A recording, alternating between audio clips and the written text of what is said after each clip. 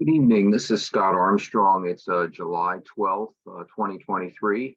This is the first Zoom meeting of the Running Coaches Roundtable, and I am an assistant coach at the Owen J. Roberts Middle School for cross country and track. For track, I coach the distance group.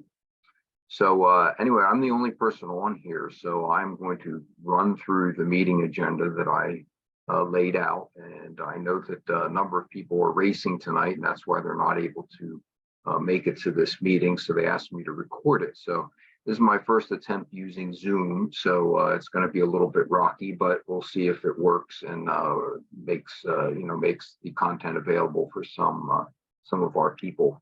I did put out a Survey Monkey a few days ago, and I have gotten back 2 responses so far. The consensus seem based on those 2 people is that we have monthly meetings, and either a Tuesday or a Wednesday is best. I'm proposing we go with the second Tuesday of the month, which means our next meeting would be August the 8th, which is a Tuesday. All right. So we had one of the coaches, Larry Recton, who is the coach at Springford High School. He coaches the cross country teams there, and he's also an assistant coach on the track and field team where he coaches the distance group. I'm going to attempt to share the screen and see if I can put up the information that he provided. I'll put it up on the screen, and if you're watching this as a recording, you can slow it down and read off what he had. I'm sure we could also forward the information via email. So let's see how this screen sharing works here.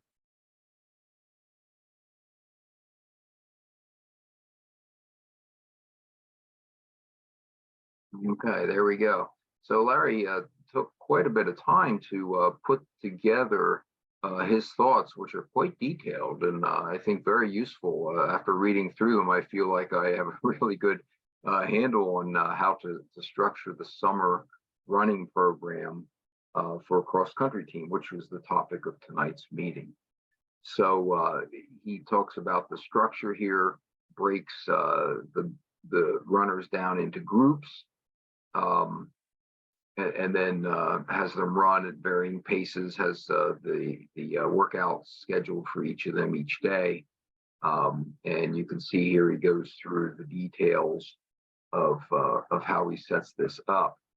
He also incorporates some fun things to do, works on getting to know the runners during the runs by running with them. He's fortunate enough that he's fast enough he can do that. And also talks a little bit about communication with the Remind app, and then stresses the importance of the summer running for success in the fall. So this I would have put on the screen here. You can certainly pause this and take a look at this. I'm sure we can make it available through email if that's something you want to do as well. So one of the questions that I had as we leave this on the screen for a moment more is the names of the groups. Larry's perhaps as an example as A, B, C, D, E as the names. And I was just wondering if anybody had ever given them names such as after famous runners. So like the Des Linden group, the Frank Shorter group, the Bill Rogers group, something like that, just to maybe take some of the hierarchy out of it and maybe enable the students, the runners, to learn a little bit more about running history. All right, so I'm going to stop sharing there. And I'm going to go into a chat for a moment. And I came across it appears to be a track and field camp. It's local. I believe they're in Malvern, but they're called Valley Forge Track and Field. And they are running a camp next week, which starts the 17th. It's initially advertised as a pole vaulting camp, but apparently they do all disciplines, and there is a coaching component to it. So if anybody's interested in that, they might want to check that out. Look, the website looks pretty well done. So seems like they have their act together, at least as far as the marketing goes. I attended a running clinic out in Boulder back in January, and one of the coaches who presented was Coach Russ of Beaver Creek, Ohio, and his big thing was that in the summer he does Mojo. Mojo's his thing, MOJO, and runners who meet certain mileage marks get a brightly colored T-shirt that says Mojo on it. So it's a badge of honor to have one of those shirts. He also gets wristbands for the team that whenever he finds somebody doing something that he thinks is wristband worthy, he takes his wristband off and hands it to the runner as an instant reward. Also very big on fist bumps and just getting the energy up. So everything about their summer is energy, trying to get the students running, getting as much buy-in as possible. And I had seen this with the high school team when I watched one of their meets early in the season, last cross-country season. Two of the runners who had been in middle school the year before showed an incredible amount of improvement. And when I talked to each of them, one boy, one girl, they both said that what had changed was their mindset over the summer. They just bought in that it's not always going to be comfortable. Summertime is hot, but they were just going to do what it took, and the results were there. So it was really kind of neat to see. So anyway, it shows the importance of that summer training, as Larry had said. So all right. So at this point, I've kind of gone through the things that I have. Oh, we have somebody joining here. It's like Greg is joining in, so maybe we can extend this a little bit longer. See if he's able to get through on the audio. So right now I'm sitting on my side porch, and you can occasionally hear some cars going by. So if you hear that noise, that's what that's all about. So Greg, are you there? Can you hear me? Greg, are you able to get on? Oh, there he is. I can see you.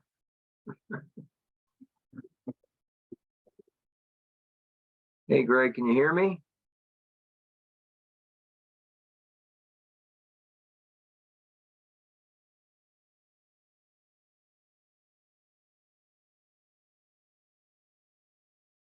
But he's muted. Can't hear anything yet.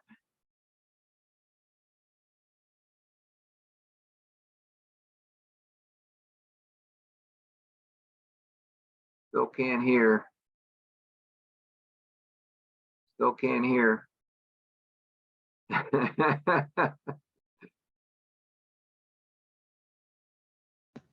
about now? Ah, there we go. There we go. Hey, dude, how are you doing? I'm doing good. How about you? Just got back from vacation. Oh, where were you?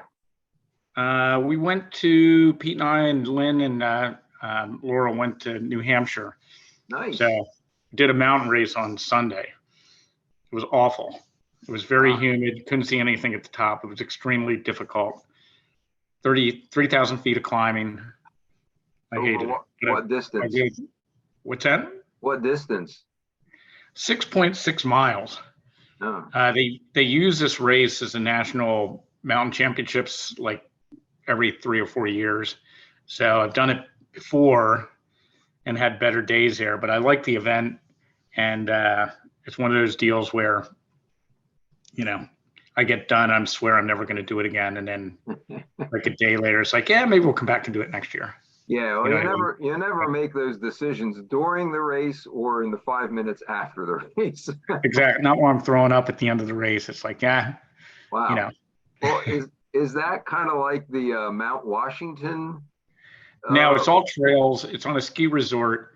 It's all trails, rocks, and routes. There's the cool thing about this particular event is that it's like um, the first, I'd say, 5 to 7 minutes are difficult, and then you hit a cross country section for like 2.5 miles. That's mostly rolling with some downhill and uphill in the woods on what the mountain uses as their cross country skiing segments on their resort property.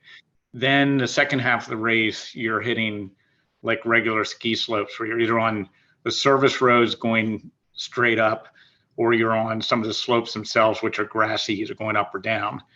And then you hit the south peak and go down for 600 meters. And then the last kilometer goes to the north peak, and it's a kilometer long, 1,000 feet of vertical, and average 40% grade.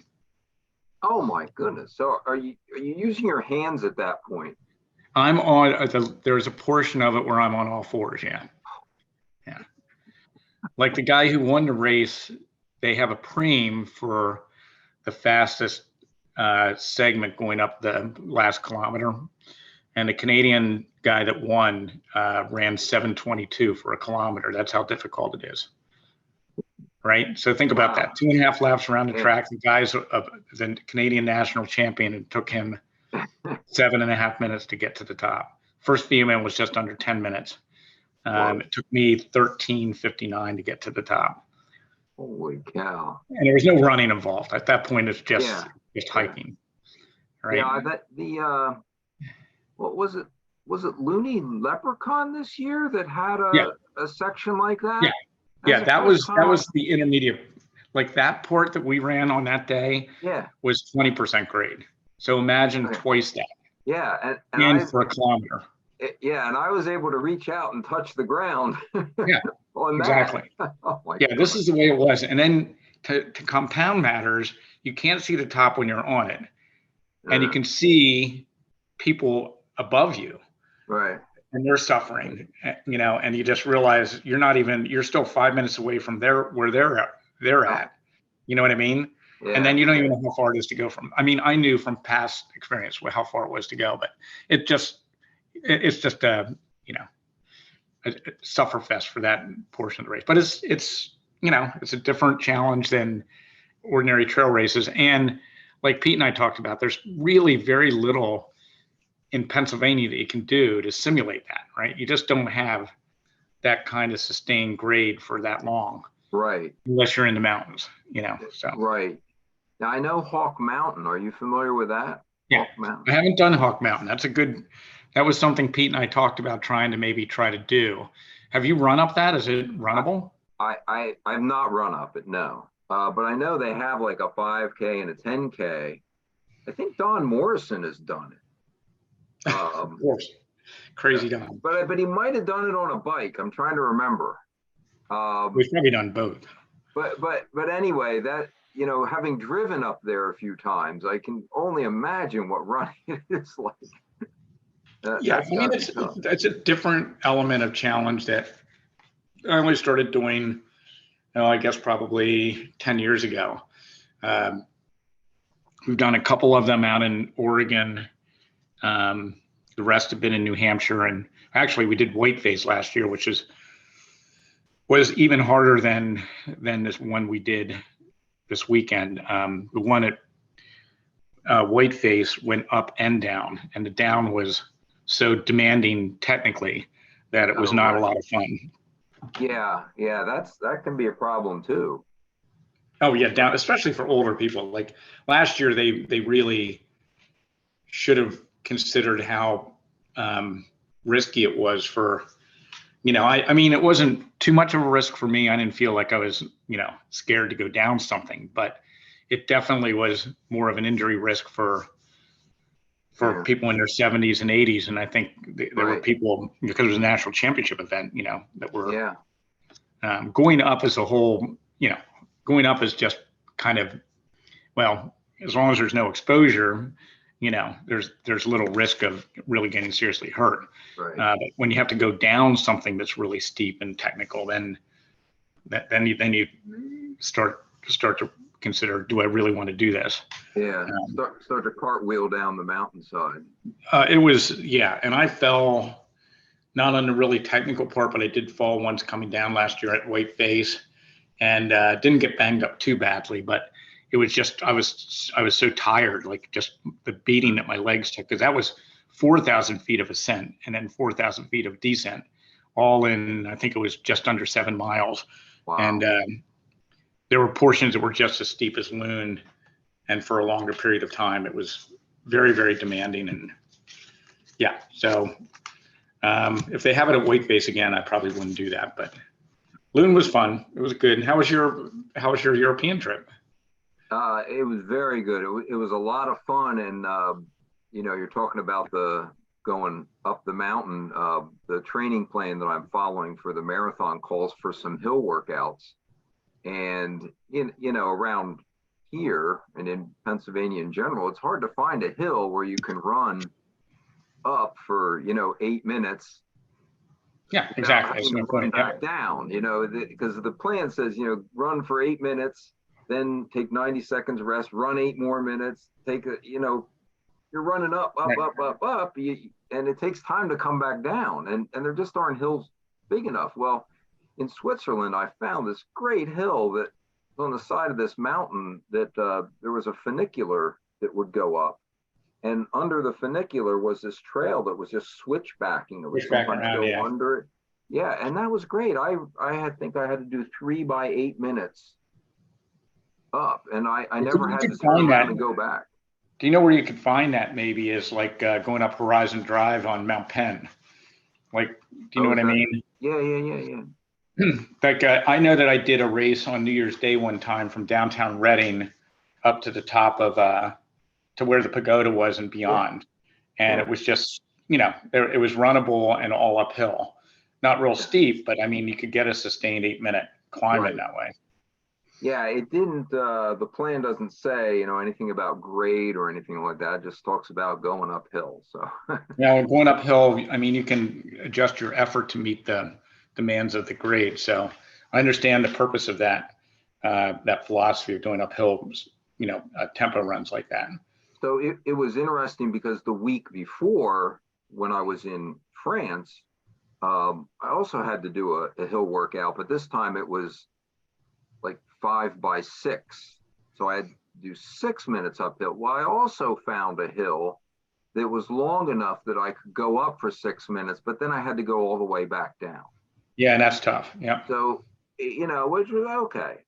So each time I did it, I would get to about 2/3 of a mile, 0.67 on this French hill. 6 minutes. Yeah. Then I go to the Swiss hill a week later, and now the workout is, like 3 by 8 minutes. So I get 2 more minutes of going up. Well, it must have been steeper because I still went 2/3 of a mile in those 8 minutes, as I had done in the 6 minutes the week before. But the distance really doesn't matter. I thought, man, I need to bring this hill home with me. I can have some fun. Yeah, you can be creative. I mean, we found some stuff. What I did the first year I ran a mountain race was I negotiated with the people at Ski Roundtop, which is in York County, a ski resort, and they have summer activities there. And I asked them if I could get a ticket for the ski lift, and what I would do is run to the top and take the ski lift down and do repeats. Now the hills weren't really long, but I could simulate at least the grade, and then expedite the return trip because I could just take the lift back down, right, and then run back up to the top, which nobody had ever done that before, and they were happy to take my $10 to rent a lift ticket to do that. Now they did restrict my access to some of this trails because they had other activities going on, but I still thought that was the best I could do to simulate, what the mountain races were like and get a pretty decent workout in and feel what it's like to suffer for, those kind of, your heart rate goes right into the red zone, right, zone 5 right away. And then you're, trying to hold that. without walking. So, Yeah, so, yeah. so so are we the only two on the meeting right now? We're the only two on the meeting, and what happened was, or what I did was, at a little bit after 7, it was just me. So I just went through the meeting, and I'm recording this. We're being recorded now, by the way, Yes. which I Sure. guess you got a notice that when you signed on, did it say we're being recorded? Yeah. Yeah. Oh, okay, Yeah. okay. So what I did was Larry Recton. I don't know if you know Larry's part of Greater Philadelphia Track Club. Yeah, I'm I'm sure sure I you've do. seen him, but anyway, he sent in a detailed email. He's running a 5K tonight, so he can't be on it. But the topic is, summer training for cross country, Hmm. and he sent in a really detailed, uh, notes on what he does. Yeah. Which is really good. So what I did was I shared this, I recorded myself saying, hey, this is who I am. This is what we're doing. Here's Larry. Larry sent this in. So I showed it on the screen. So anybody who wants to watch this afterwards. So the two people who contacted me to say they couldn't make it tonight because they're both racing, both said, can you record it? Which, by the way, we're on the free version of Zoom, so we have like 10 more minutes, I think, before we get cut off. So No worries. I think you should do this, keep doing this. I think it can grow. I know that my coaching partner is on vacation right now. So when I told him about it, he would join the next time we do it. So, and we are training, I think the summer training idea should repeat itself, because I think that maybe if you can send a printed copy of Larry's notes and have people discuss it, and maybe even establish a database of everybody's summer plans, because we have a Google Doc, Google Calendar actually, which has what our kids do for a workout, and it's not so detailed that you can see exactly like when we do hills, like you said, that we do 6 times 30-second hills. You don't know what hills we're doing specifically, but it's still detailed enough that you can get a flavor for what our summer training plan looks like, and how we differentiate it we go more by years of experience. So if kids have been running since 7th grade, but they're in 9th grade, then they may be in the intermediate tier, as opposed to a 9th grader who's never run before. They might still be back in the first tier where they're only starting at 30 minutes, right, on a particular training run instead of 40 or 50 minutes.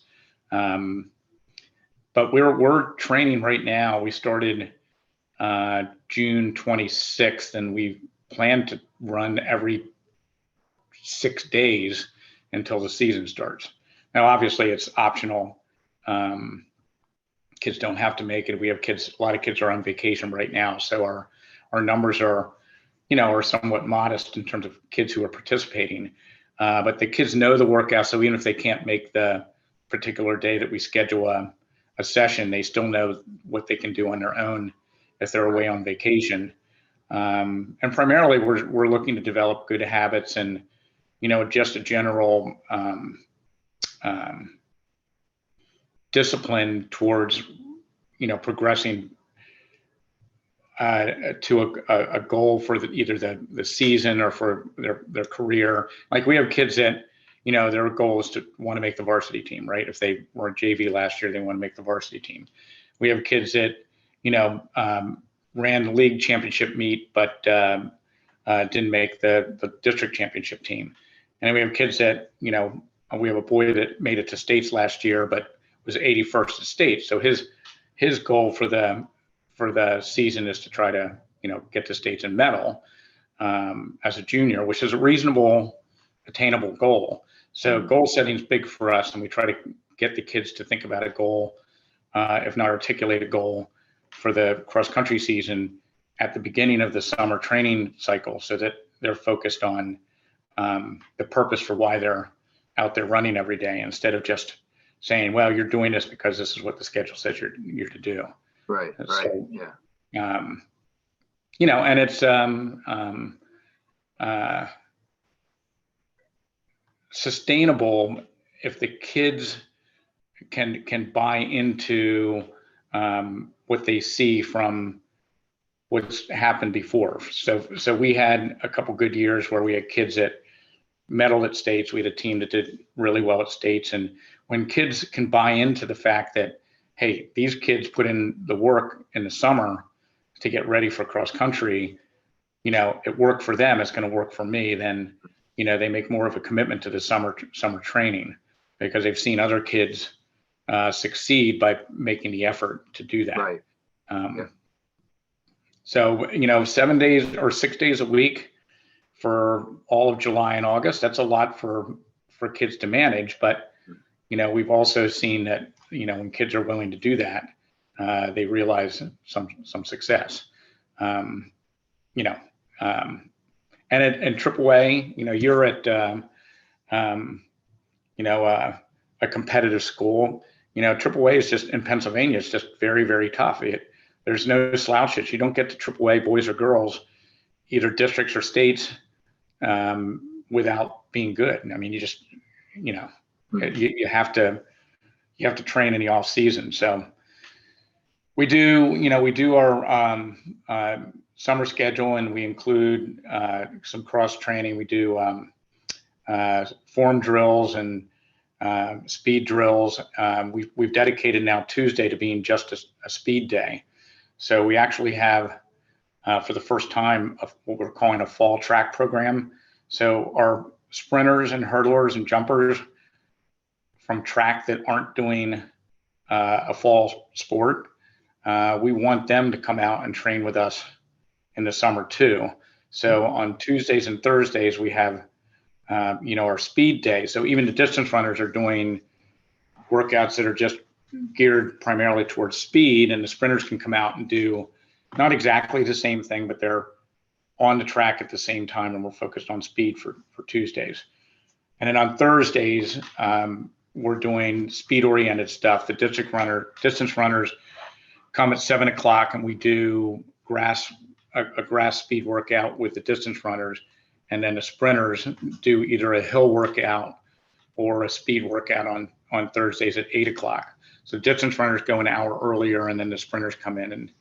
And we have some kids that overlap. Some kids that, they'll do, they're on the cross country team, but they prefer to do the track workout with the distance runners on Tuesday, but then go with the sprinters and do hills on Thursday. So it's very flexible, and we try to adapt our schedule to whatever we think the kids' needs are and what their preferences are. Now, is that 7 a.m. and 8 a.m. or is that PM? Our practices are always 8 o'clock, except for on Thursdays we bring the distance runners in at 7, primarily because we want it to be a quality workout for them on Thursdays. And we feel at 7 o'clock, regardless of the weather report, it's going to be as good of conditions as you can get. So if you get one of those ridiculously hot days, 7 o'clock can make a difference over 8 o'clock or 9 o'clock, obviously. Yeah, right. It's a little cooler out, right? And the sun's not as high. So that's the purpose for that. Okay. Well, good. I don't know what happens at 40 minutes in. We may just disappear. Yeah. Don't take it personally. All right. No, that's fine.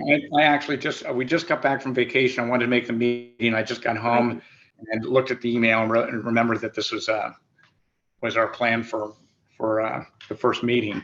But if you want to send me the email addresses of anybody you want to add in, or you can just forward stuff from me. That doesn't really matter. But if I have it, I'll include them in when I send out the meeting link. So the next meeting would be, in theory, August 8th. I did send out a link to a Survey Monkey. I filled that out already. Yep. You fill okay. Yep. So the consensus seemed to be monthly. I've only gotten 2 back. One said Tuesdays, one said Wednesdays. Doesn't matter to me, really. I said Tuesday, second Tuesday of the month. Let's try that. It's good for me, and I'm retired, so I anytime is good for me. And for Pete, we have meets on Tuesdays. That's probably a good time to meet Okay, because we'll be done by 7 o'clock. right. Okay. All right. So, be thinking of anybody you want to invite along. Yeah. I'll try to expand. It's kind of good though, maybe that we didn't have too many people give me a chance to learn Zoom a little bit. You can think of any better platform where we could maybe Yeah, I go a think little that's good. longer? I think you start with this, and if it needs to evolve, then maybe we can even establish something where we pitch in and we get a full Zoom membership, and we can The go longer if we need to. longer version. Okay. Well, hey, I appreciate you coming on because it gave me a chance Absolutely. to. I will see you at Double Trouble, right? Yeah, I just signed up today. Double Trouble. Okay. My marathon training plan on that day has me running for 90 minutes. Well, what you could do? You just race the one loop and then go out and start the second loop or finish the second loop. That's what Pete did last year. Yeah, So, that's what I'm thinking of doing. Just going out a second time and getting some minutes in. get the time in. So, Well, if I'm fit enough, I'll join you for that second part.